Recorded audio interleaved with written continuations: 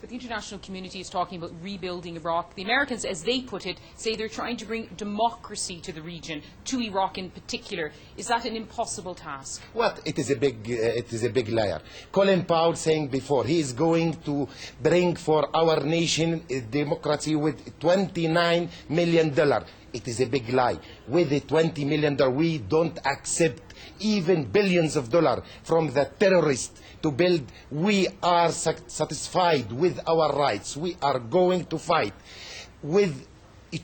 If the means of struggle will change, if they are occupied. Now let's say one thing in the final. Now Jordan is occupied. Egypt is occupied. Saudi Arabia is occupied by the Americans. Like what's happening in Palestine. If now they are invaded in Iraq, the Iraqi people will fight. The battle in Baghdad will cause the Americans,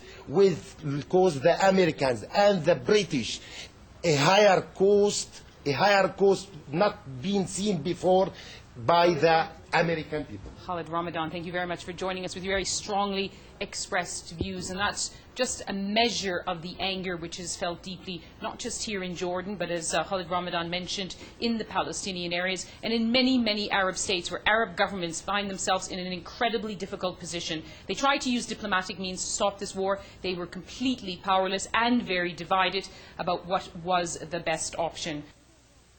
Comfortably together and even less often agree as strongly as this. Foreign ministers from the 6 countries bordering Iraq, Saudi Arabia, Kuwait, Turkey, Iran, Jordan and Syria were joined by Bahrain and Egypt.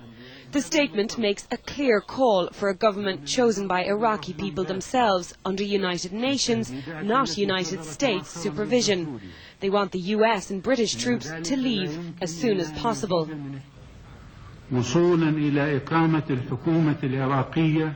We would like to ask the occupying forces, until they withdraw in the near future, to speed up the establishment of an interim Iraqi government and to do their utmost to establish a permanent, lawful government.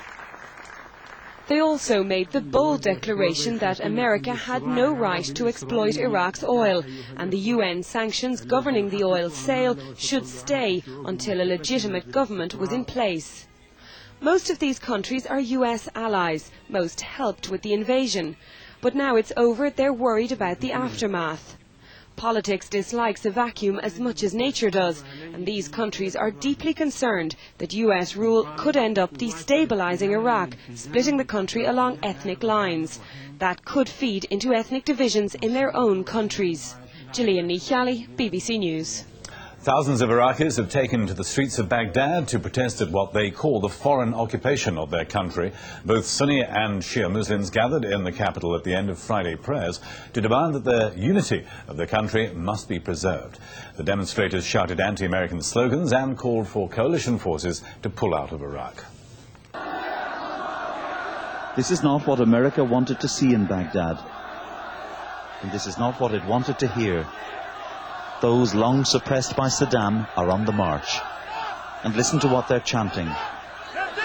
With our soul and our blood, we will defend Islam, they cry. It is, of course, just one demonstration, but it's the biggest the country has seen since Saddam's fall, and the rhetoric will worry the coalition.